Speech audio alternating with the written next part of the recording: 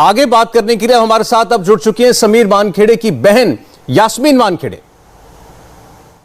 नवाब मलिक लगातार हमले बोल रहे हैं, सिर्फ समीर वानखेड़े पर ही नहीं बल्कि अब तो आप पर, आपके पिता पर, समीर वानखेड़े की पत्नी पर भी। तो मैं सबसे पहले जो उन्होंने आपका जिक्र करके कहा है, क्योंकि आपने सबसे पहले आरोप लगाया था कि आपकी प्राइवेसी का हनन हुआ है, निजता का हनन हुआ है, आपके पर्सनल सोशल मीडिया अकाउंट से तस्वीरें निकाल करके उसको शेयर करना ये उल्लंघन है कानून का। उन्होंने कहा मैंने कोई निजता का हनन नहीं किया। उनके शब्द हैं, कोई बहन अगर भाई की उगाही में शामिल है तो उसको उजागर करना पड़ेगा। किस माध्यम के थ्रू? ट्विटर के थ्रू? किस माध्यम के थ्रू उजागर करना पड़ेगा? आप एक माननीय मंत्री हैं, आपको संविधान का पता होना चाहिए। आपके पास अगर इतने सारे पुख्ता सबूत हैं, आपके पास एविडेंसेस हैं, तो मेरी शुभकामनाएं आपके साथ है। आप जाइए, इनको, आपको तो आपकी टीम को लेके फिर बिल्कुल ट्विटर करने से पहले कोर्ट पहुंच जाना चाहिए। आपको उजागर करना है। आपको सिर्फ इतना भी नहीं पता कि आपको इतना रिसर्च आपने नहीं किया है कि मैं अकेली गई थी दुबई या मैं किसी के साथ गई थी या मेरा भाई मेरे साथ था। आपको इतना भी नहीं पता तो आप उजागर करने की क्या बात कर रहे हो? आपकी हर एक क्लेम और जो भी आप एलिगेशंस कर रहे हो वो बोगस है, जिनके अंदर कोई दम नहीं है। आप ऐसे लेटर्स लेकर आ रहे हो।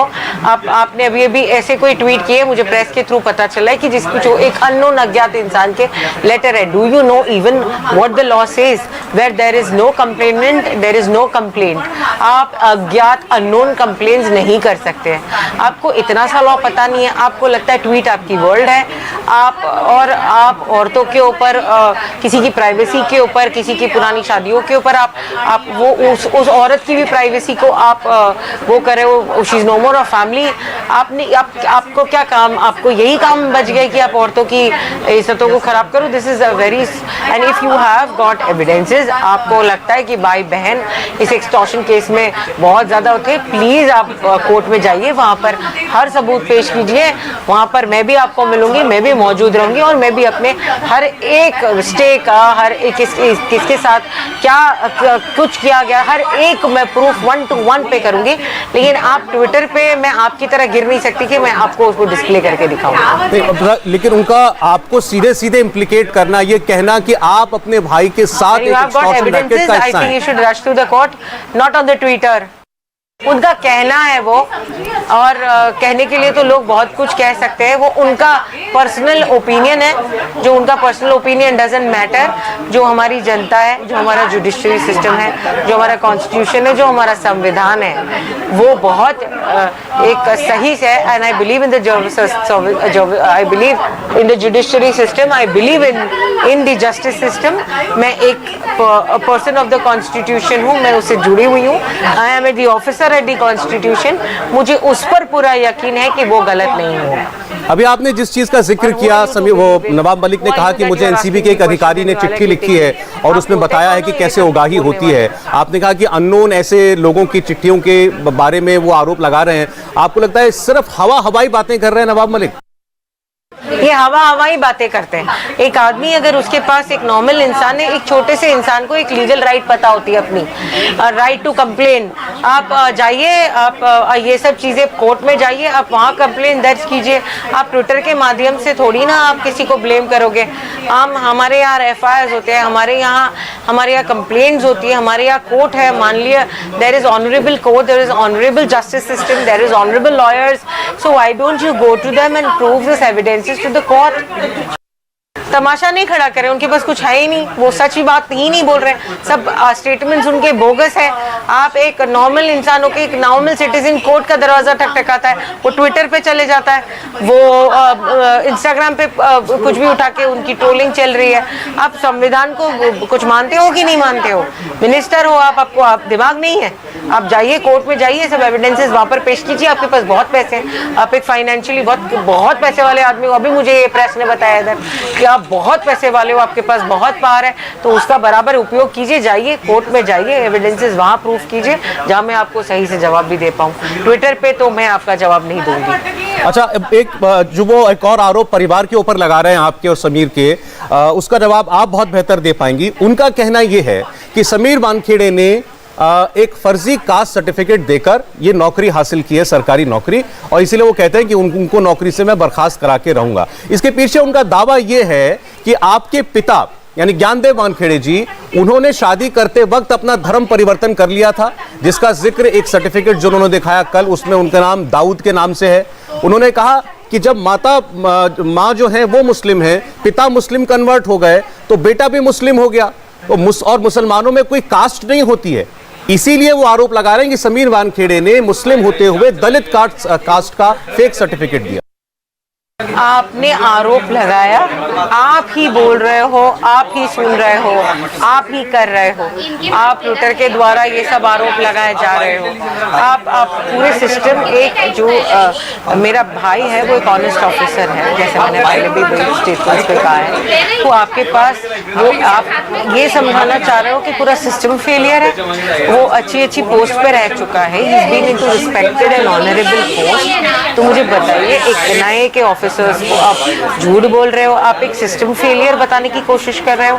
आप ये बोलना चाह रहे हो कि जहाँ पर ये सब प्रोटोकॉल लेवल्स होते हैं, जहाँ पर ये यूपीएससी के एग्जामिनेशन देके अपने डॉक्यूमेंट सबमिट करते हैं, इनके इंटरव्यूज होते हैं, इनके ऊपर चेक होता है, इनकी वेरिफिकेशंस होती है, तो आप बोल रहे हो ये सिस्टम फेलियर है। आप ये समझाने की कोशिश कर रहे हो कि मैं ही ट्विटर पे, वो भी ट्विटर पे, कि मैं ही राइट हूँ, mister Nawab Malik is right, other systems are failure. आप मतलब सब बोगस है, कोई नहीं निकाल पाया, सिर्फ मैं जेम्स बॉन्ड हूँ, मैं ही निकाल पाया हूँ ये कास्ट सर्टिफिकेट का। आप कोर्ट में जाइए, वहाँ आपका जवाब दिया जाएगा। इस कम बुद्धि के इंसान को कोई समझाए कि कोर्ट होता है, प्लीज आप इसको रिसर्च टीम को मेरा एक मैसेज पहुंचाए कि please go to the court and talk there. ये बात ठीक है कि जो भी होगा वो तो जांच के बाद ही सामने आएगा, बट आप इस एलिगेशन पर क्या जवाब देना चाहेंगे? उन्होंने कहा कि ये पूरा परिवार जो है वो मुस्लिम्स की तरीके से रहता है, आपकी पूरी फैमिली मुस्लिम है।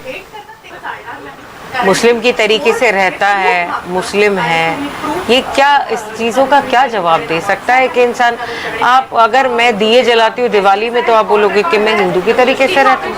मेरे तो आप इंस्टाग्राम पे जाइए, मेरे फेसबुक पे जाइए, मैं तो दिवाली मनाती हूँ, मैं होली भी मनाती हूँ, मैं ईद भी मनाती हूँ।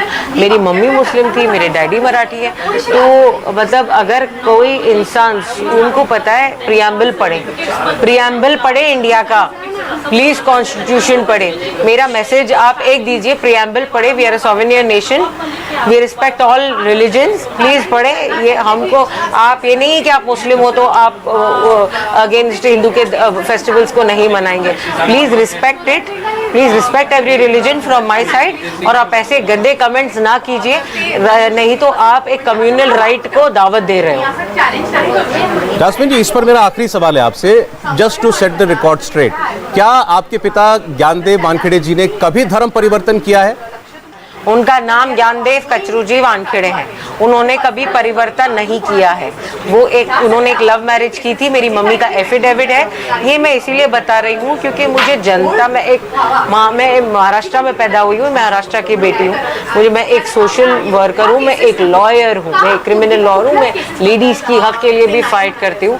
मैं जनता के प्रति मेरा फर्ज बनता है कि मैं उनको क्लैरिटी दूँ, कहीं ना कहीं उनको एक जवाब की अपेक्षा होगी मुझसे, तो मैं उनको बताऊं, ना ही कि उनके लिए मेरा ये जवाब नहीं है। उनके लिए मैं अगर उनको दूंगी तो ट्विटर के माध्यम से या कोर्ट के माध्यम से दूंगी ज़रूर, लेकिन मेरे जो डैडी, उन्होंने कभी धर्म परिवर्तन नहीं किया है जी। अब आपको इतना शक है तो प्लीज मानिए ना, honourable, there is honourable court, there is honourable जजेस, प्लीज गो देयर। अच्छा, आप वकील हैं, आप लॉ अच्छी तरीके से जानती हैं, कानूनी प्रोसीजर्स को आप समझती हैं। समीर वानखेड़े के ऊपर अब डिपार्टमेंटल विजिलेंस इंक्वायरी शुरू हो रही है, आपको इसके बारे में क्या लगता है? क्या समीर वानखेड़े किसी कानूनी मुश्किल में आपको कानूनी नजरिए से लगते हैं?